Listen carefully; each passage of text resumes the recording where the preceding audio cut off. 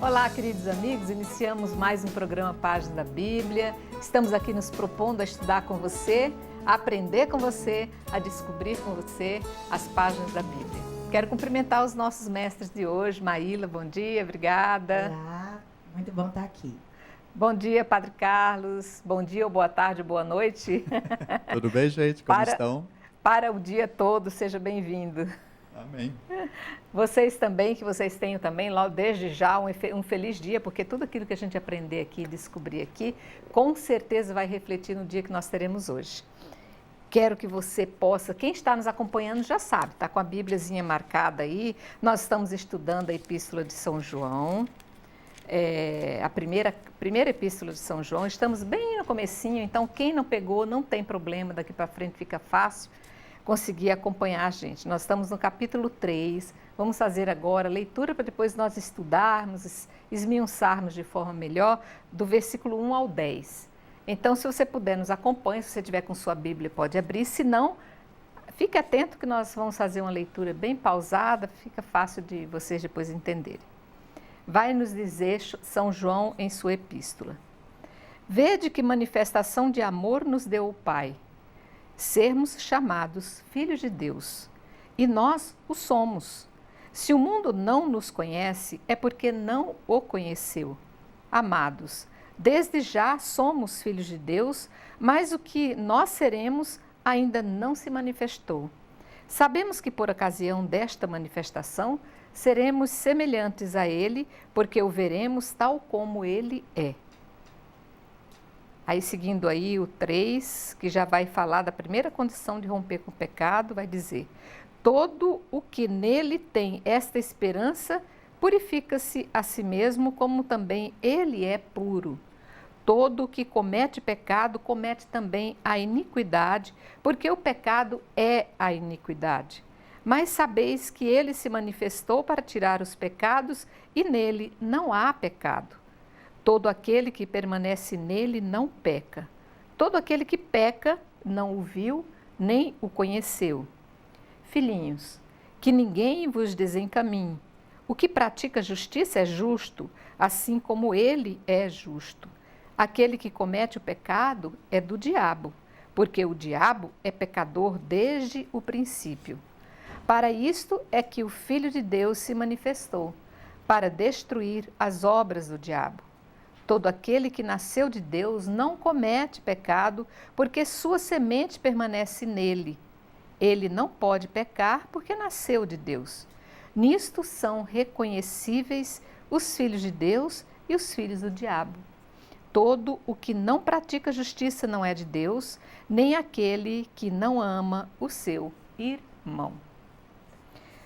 Olha, parece um texto assim muito longo e cheio de detalhes, então eu gostaria que a gente fosse realmente por partes, né, para que a gente possa entender. A gente já sabe que isso aqui é um bilhetinho mandado por São João à sua comunidade, né, Padre Carlos? Então, se o senhor quiser fazer um preâmbulo maior, nos inserir dentro desse contexto, para a gente poder entender o que ele quis dizer. Nós estamos então diante de uma epístola que São João escreve a várias cartas, ou a escola de São João, né, seus discípulos, no momento em que já existe entre comunidades que antes eram unidas ao redor da palavra e da tradição desse apóstolo, divisões. De que modo? Nessa primeira epístola se fala a respeito de pontos importantes de doutrina, de como entender a Jesus e como entender o ser cristão. Esse que é o foco desta carta. Depois as outras cartas vão ter outro foco diferente que vamos ver mais para frente. Então aqui nós temos nesta passagem essa questão do ser de Deus e não pecar.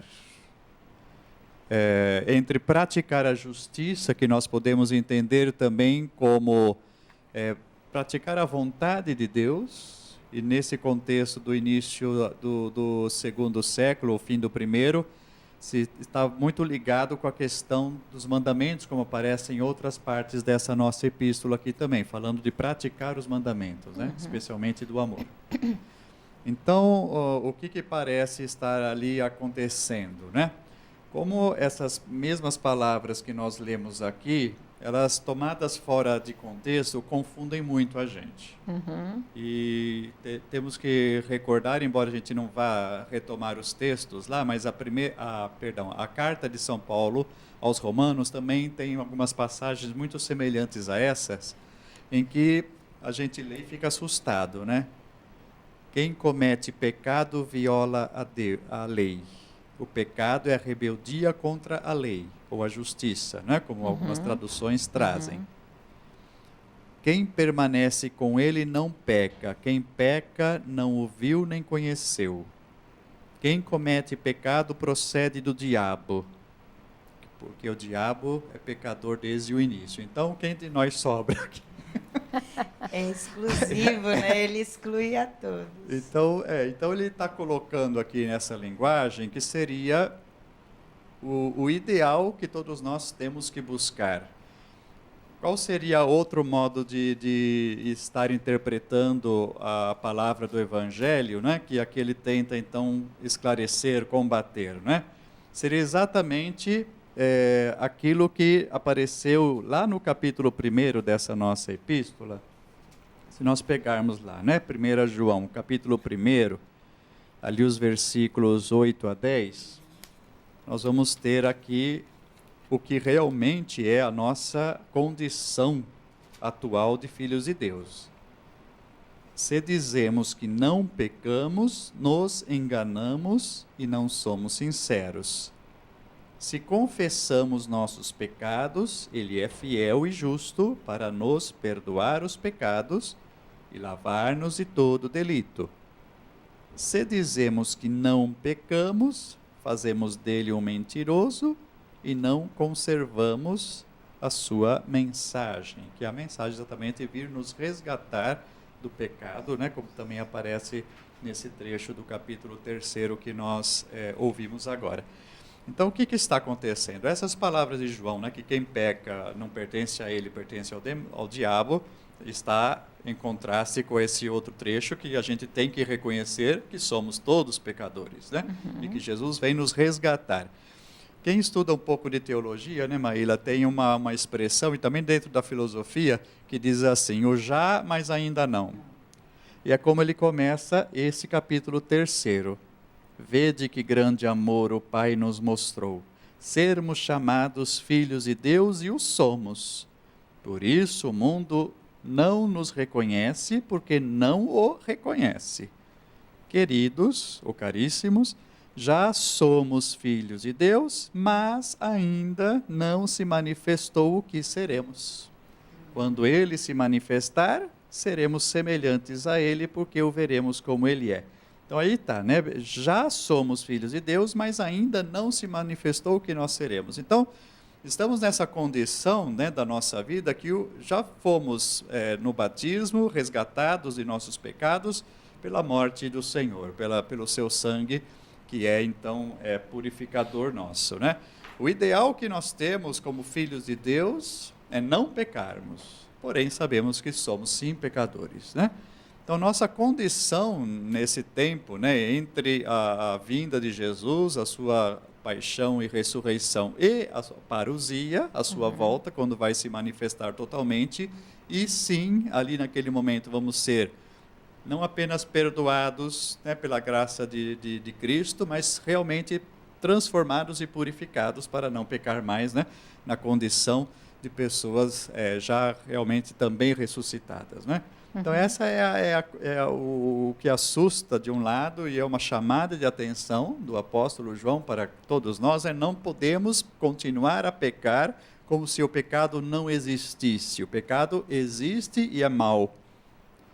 Então devemos evitá-lo, né, a todo custo. Mas, por outro lado, ainda somos pecadores. Por isso que aqui ele põe a condição do pecado, principalmente como aquele que age com iniquidade. O que é a iniquidade? Se nós formos olhar lá o significado da palavra, é tornar normal o que é pecado. É pecar sem sentir culpa pelo que está fazendo. Então, apesar de termos a condição humana, quer dizer, aquela tendência a pecar, nós devemos lutar contra isso. E não nos justificarmos. E não nos né? justificarmos. Por quê?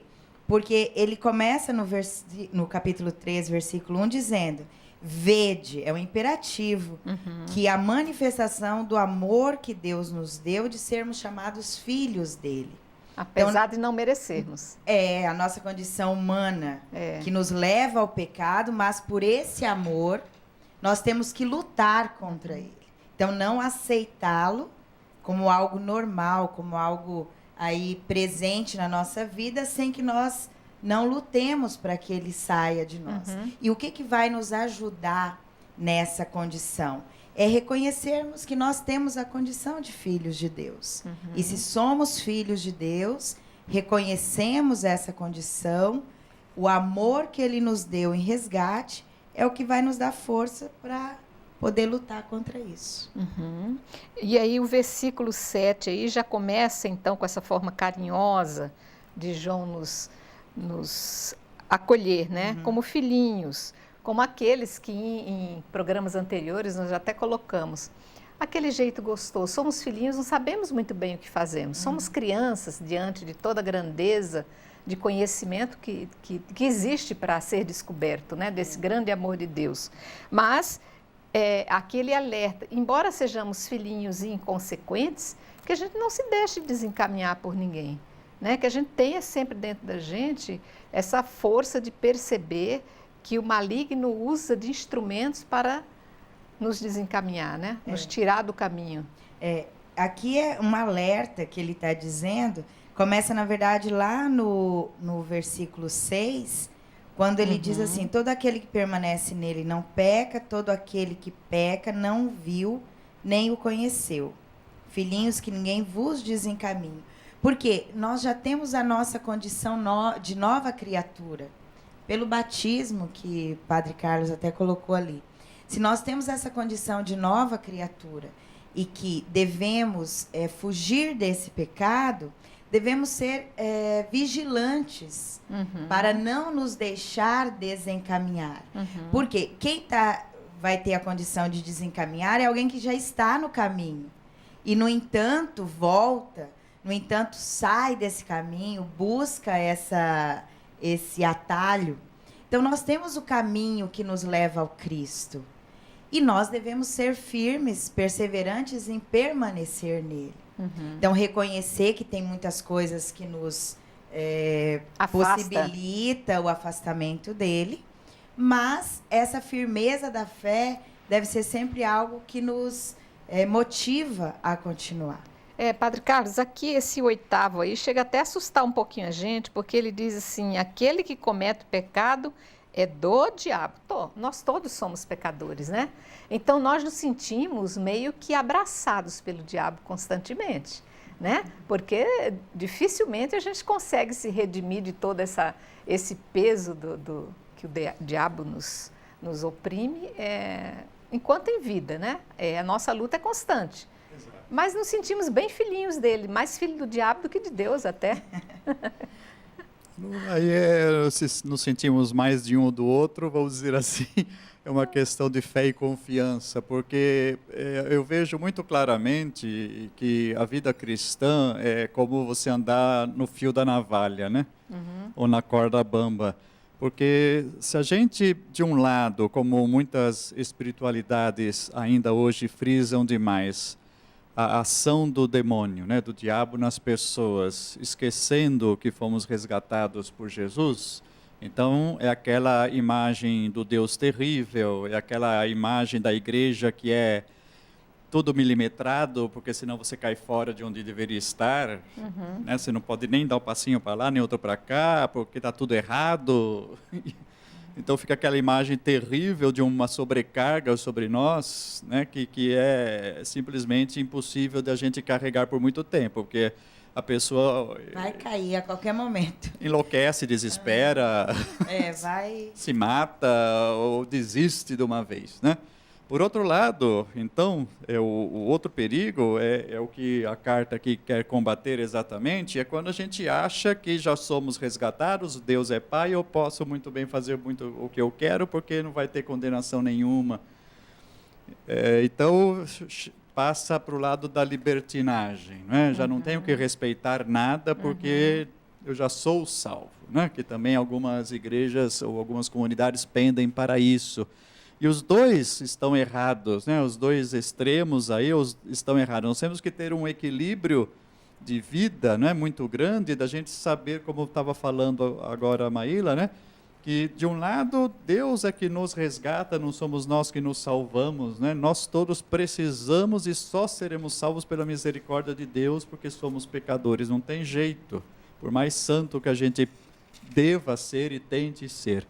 Mas por outro lado também a gente não pode, né, abrir mão dessa luta constante contra o pecado.